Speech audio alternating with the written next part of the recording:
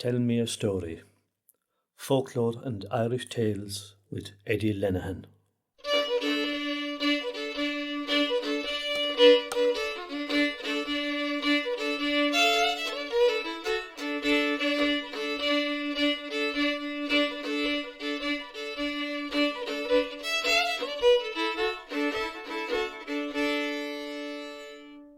We are almost at St. Brigid's Day, and St. Brigid, as you know, is the second saint of Ireland, after St. Patrick. But the odd thing about it is that last year I tried to get a St. Brigid's Day card to send to a friend of mine. Not a hope. I couldn't get one. And I found that very odd. Why, if she's the second saint of Ireland, isn't she important today to people? Now, some people would say, yes, she is, because you'll see St. Brigid's crosses, but that's only one aspect of the saint, remember. It should be something more public, you'd imagine. There's plenty St. Patrick's Day cards. There's plenty aspects of Patrick's Day, but if she is our second saint of Ireland, the Irish Muire, as she was, Muire nGael, where is she gone? Why isn't she more obvious? St. Columkill, remember, was the third saint of Ireland. St. Patrick, St. Brigid, St. Columkill. St. Columkill, you could say, has almost disappeared. Brigid, we'll say, is maybe on the way out, if her stories aren't remembered. And there are many, many, many of them about Muire nGael. Now, who was she? Where did she originate? Where is her place? Well, her place, of course, is Kildare. The Round Tower in Kildare. Many of the people who go shopping today at Kildare Village, where they're left off by the green bus, as people know it today, they'll see the Round Tower from them there. Well, that's where Kildare's convent, Brigid's convent in Kildare, that great foundation of the 6th century. And not so far away, the Curragh of Kildare, which is the basis of one of those great stories about her. And that story was, well, first of all, her father, Luhuk. He was pestered by her. Oh, she was an awful girl. A pest entirely. Why? She was too generous. Always giving away stuff. Everything they had at home was given away by her, so the story goes. And eventually they said, we'll have to get rid of this girl. She's a God Almighty pest. I suppose a God Lou pest, because whether there was a God to them, well, it wasn't Christianity, it was probably Lou. And eventually they said, right, who can we take her to? that she give away something from them instead of us. And so the father decided he'd take her to the King of Leinster. Shuttle her off that way. And so he did. Took her to the fort of the King of Leinster in his chariot. He was an important man too, Luhuk. And he went anyway, and when they came to the gate, he got out, left the charioteer there and herself. Be careful, mind her, until I come back. Knocked at the gate. He was let in. Oh, he was welcomed, of course. He was a well-known man. And now, the custom at that time was no weapons in a king's fort, because a row could be started, and many a row was started and finished in a place like that. And you know what finished meant? Death. And a death like that meant a feud that often went on for generations and generations. So the sword was left outside with the charioteer. Fine, expensive weapon. He went in to do his business and to ask, could she be minded? So while he was inside, a beggar man came the way, because there were swarms of beggars in Ireland that time at every nobleman's gate looking for alms, please, your honour. And the beggar man saw the girl in the chariot, parked outside, and of course over he came, please, please, please. You know the girl that was in it? She'd give anything she had, of course, to anyone who was there if she had it, and she hadn't. All that was there was her father's sword, and she handed it over. Look, she said, I have no money, but take that, good man. He did. He saw there was a gold hilt, silver inlaid with better stuff maybe, thank you, my lady," and off he legged it as fast as he could. Father came out anyway and saw what had happened. His grandsword gone. "Oh, Lord Christ," he says. "Lord Lou, probably," as I say. "And what did you do? What the name of God on?" He was about to strike his daughter, but at that moment, above on the battlements, the King of Leinster's daughter was looking down at all of this, and she said, Stop, don't touch her." And of course the father inside had this, the eyes, and out he came and said, "What's going on here?" His daughter explained. Says the father, "you should be proud of a girl like that. She'll make many friends for you yet." "Oh, it's very easy to say that," says Luke. "Very easy to say that, but God Almighty, we have nearly 4 bare walls at home. She has everything we have given away. You take her and see." "I will," said the King of Leinster, and he did. The father went home, probably relieved that somebody else was taking the pressure off of him now. She stayed there anyway, as a servant girl, of course. She had to work her way, and a while after that, she was out tending a cow. That's what she was put doing, out tending a cow in a boreen nearby. And this man came up to her. He was a lord of the place. The land had been leased out to him by the king. The king didn't manage his own land that time, naturally enough. He had it leased out here, there, other ones. And the lord said, jokingly to this girl, she was a fine-looking girl, he says from his chariot, "Tell me, girl, how much land would your cloak cover, huh?" "Oh," she said, "maybe as much as it would cover." "How much is that?" He thought he was being funny. "Well, do you want to see?" she said. "I do. I'd like to do that." And she put down her cloak on the ground, took it off, put it down, and the cloak started spreading and spreading and spreading and spreading and spreading, and there was your man in his chariot, and his mouth and his eyes the same size, looking, gawking.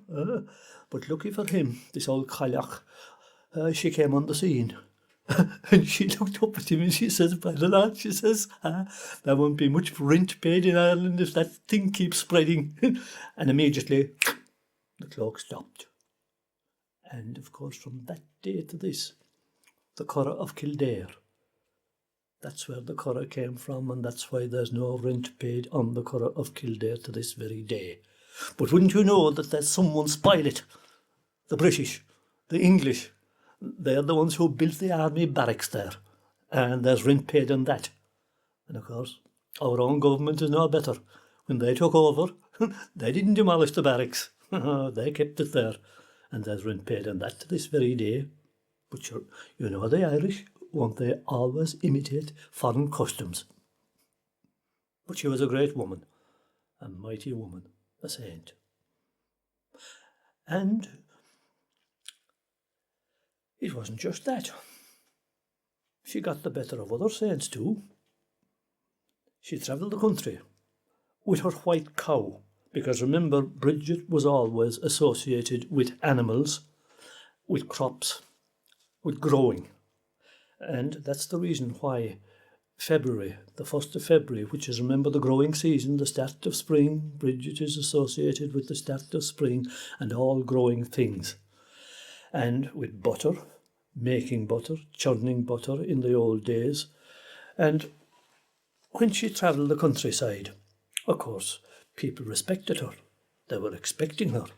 They were waiting for her. And she met, in the early days especially, she met other saints. And there's some very funny stories about how she put other saints in their place.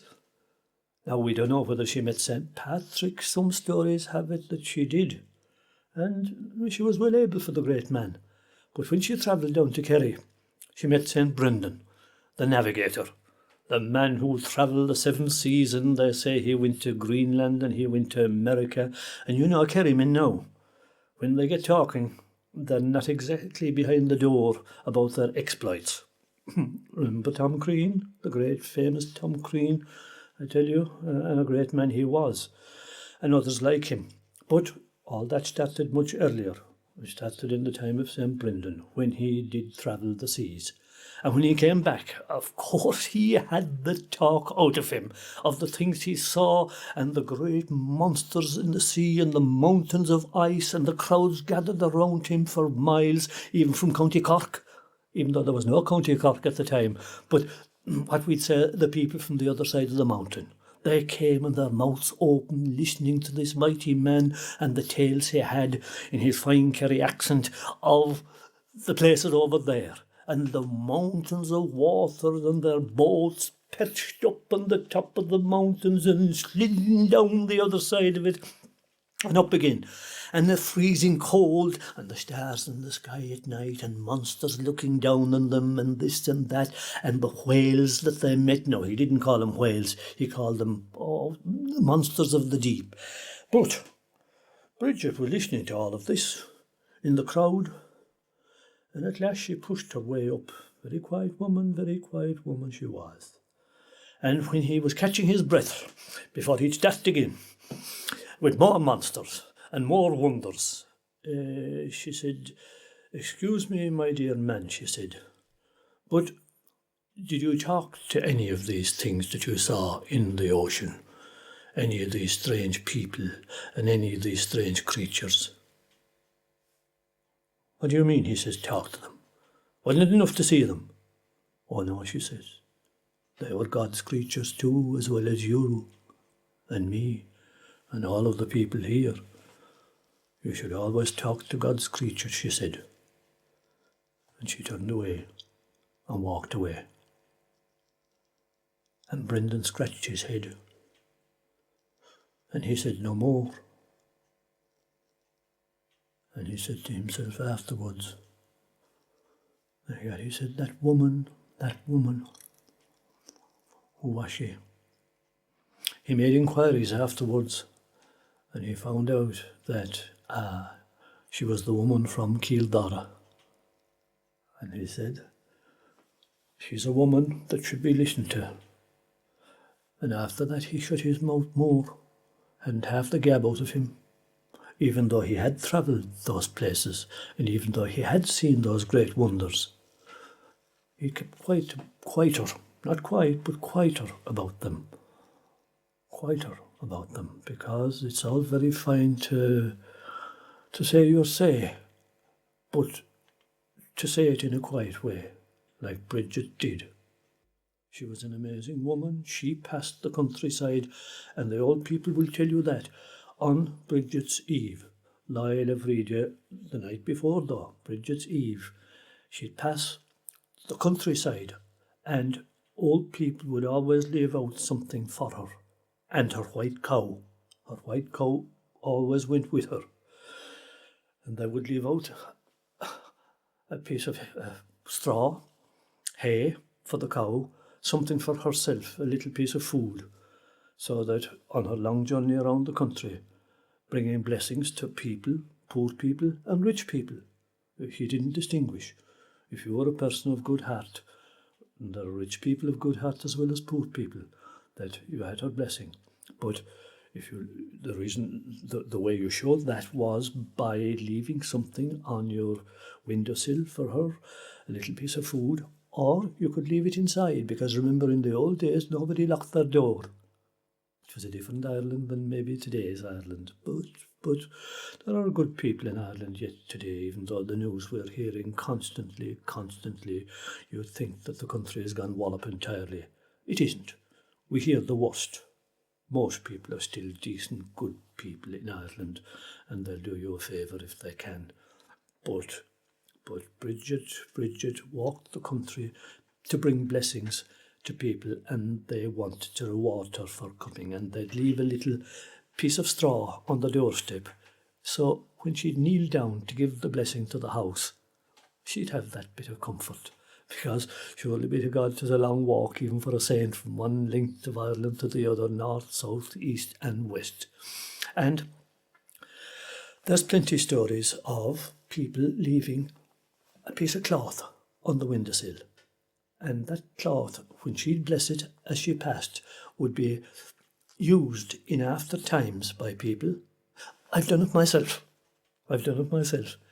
They'd leave that out as a protection for later times when our blessing would be on it against headaches and all kinds of aches of the head, toothaches, earaches, headaches of all kinds. And would it work? Faith. Like all these things, if you have faith, perhaps it's psychological, but I left it out on the windowsill one time and I kept it in a little box there. Broth Friede, they used to call it. And they used to say, the old people, that it never lost its, not charm, but it never lost its power. Some people, when they'd be emigrating to America, they took that thing with them. And of course, it had the double blessing, I suppose, of being a reminder of home and being a cure in the bad times. For poor people especially, because remember, doctors were scarce at the time. It was like a touch of biddy early when you had no other recourse. You took what recourse you had, which might be religious, you might call it superstition, you could call it what you like, but I tell you this, if you have a bad pain in your teeth, what'll you do? You'll do anything to get rid of it. And if it had the merit of being something to do with the saint, all the better, all the better. So Brigid's Eve was an evening of for the old people at least, and for young people too, an evening of celebration. Now, you'd say for the young people, how could it be for the young people? That was the evening that the Beady Boys went around, the Brigid.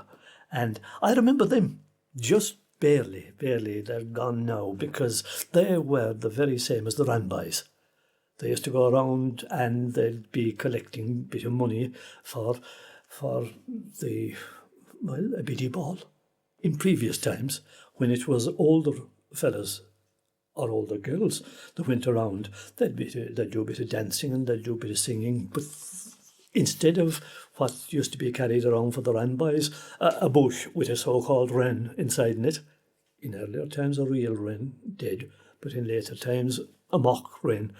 In Brigid's Eve, they used to go around with a doll hanging up on an old bit of a stick, a doll, or if they hadn't a doll, they'd stuff something with pieces of rags or whatever, and they'd perform a dance and a bit of music and singing and whatever, and collect whatever money they could, and off they'd go then and have a dance with it later and buy a bit of drink, and they'd have on the proceeds of that, much the same as the Ranbys. But the Beady Boys and the Brigid, I don't know, have I ever heard of that recently, or has it completely died out? But if it has died out, it's not died out for that long, because I have spoken to old people who remember that, and I barely remember it myself. Barely. So it's not gone that very long. I remember it in Kerry, of course, not in Clare. So there was many customs, but most of the customs to do with the Brigid's Day were to do with agriculture, because that's what she was. Some of professional folklorists will tell you that since the feast day was in the Celtic calendar Imbolc, her festival replaced the old Celtic festival of spring. The festival of Imbolc was replaced by Brigid's festival at the 1st of February. It was a festival of growth, agriculture, and that's why cows, milk, butter are so important at that time of year, because nowadays we don't see that, because you can go into a supermarket today, buy your pound of butter, and even to farmers today, look, everything is mechanised. The milk is collected and it's impersonal. But there was a time when the ploughing had to be done and you were hoping that the weather would be right, that the ground wouldn't be frozen, which it very, very well might at this time of year, and people used to look around for signs of what will the weather be like from now on. Is the weather going to be wet, or is it going to be favourable, or is it going to be whatever? All of those things.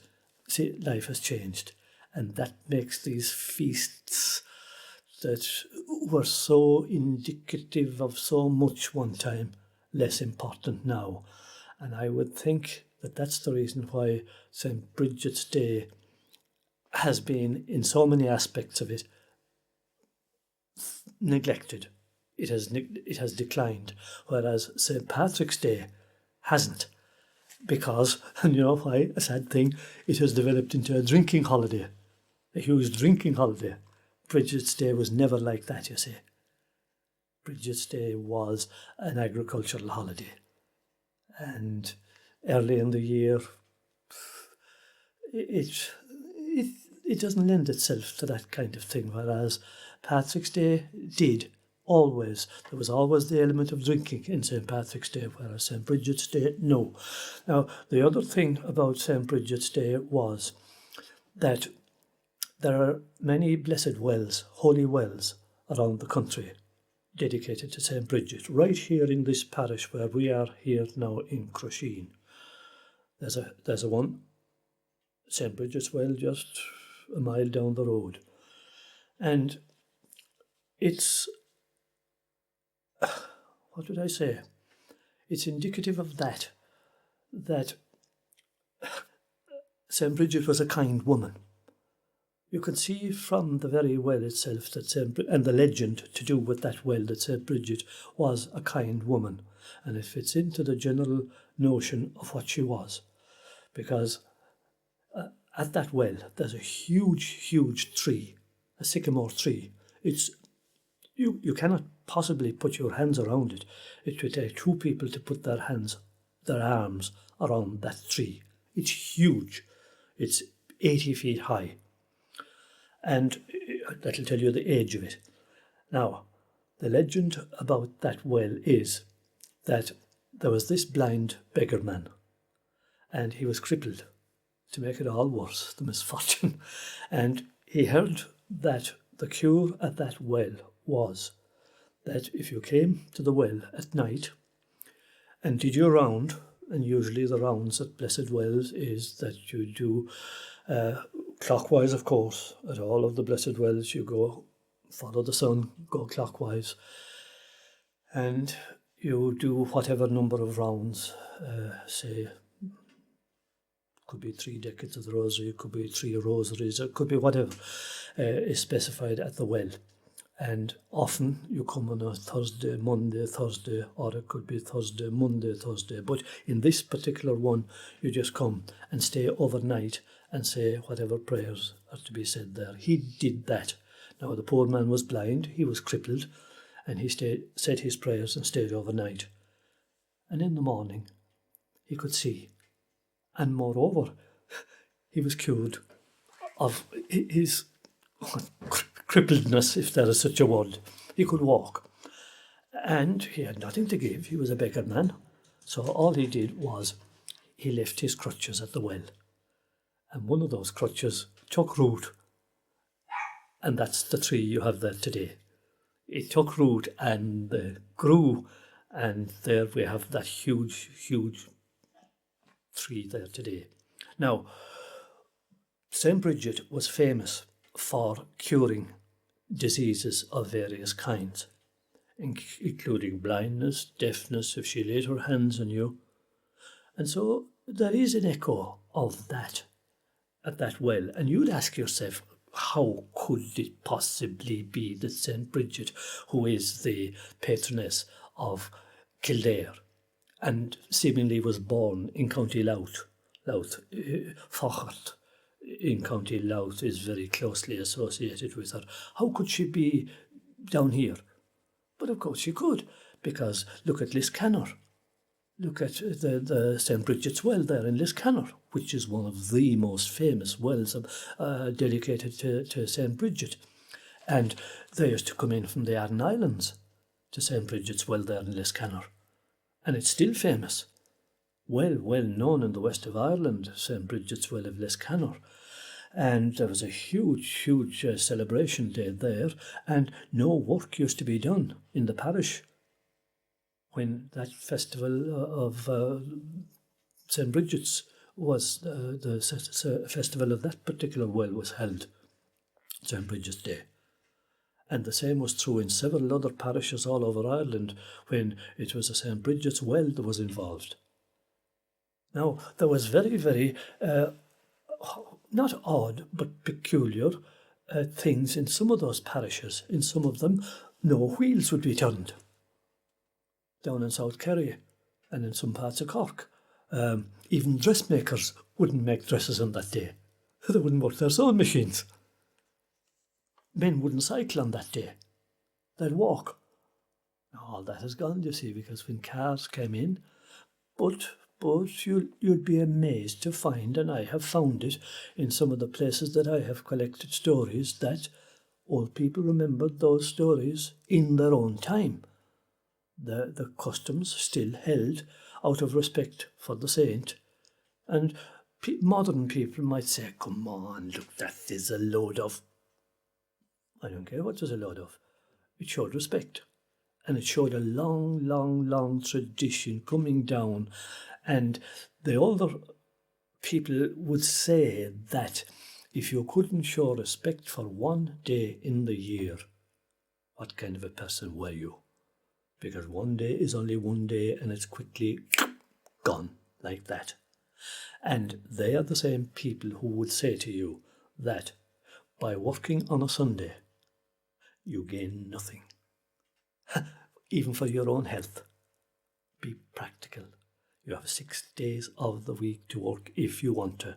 But by working on a 7th day, you gain absolutely nothing. You're only making yourself old before your time. And, in fact, eventually, who'll have it?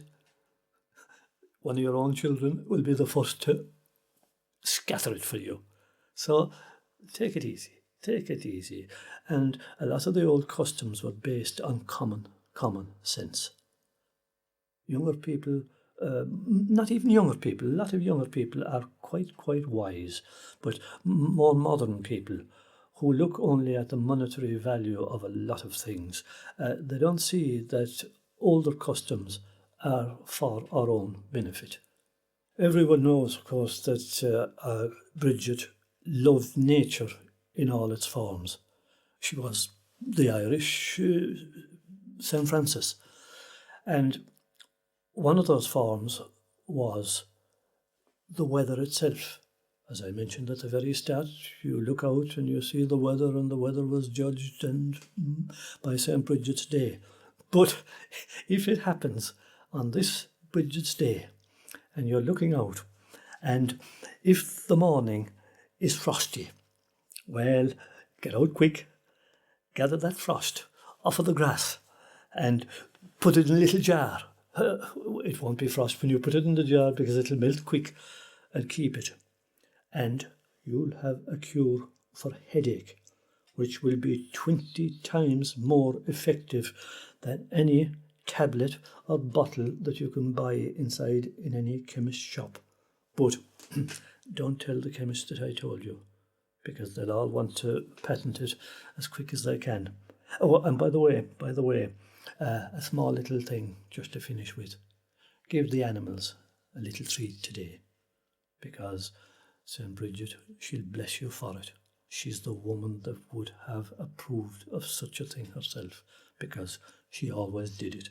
She loved animals, just like St. Francis.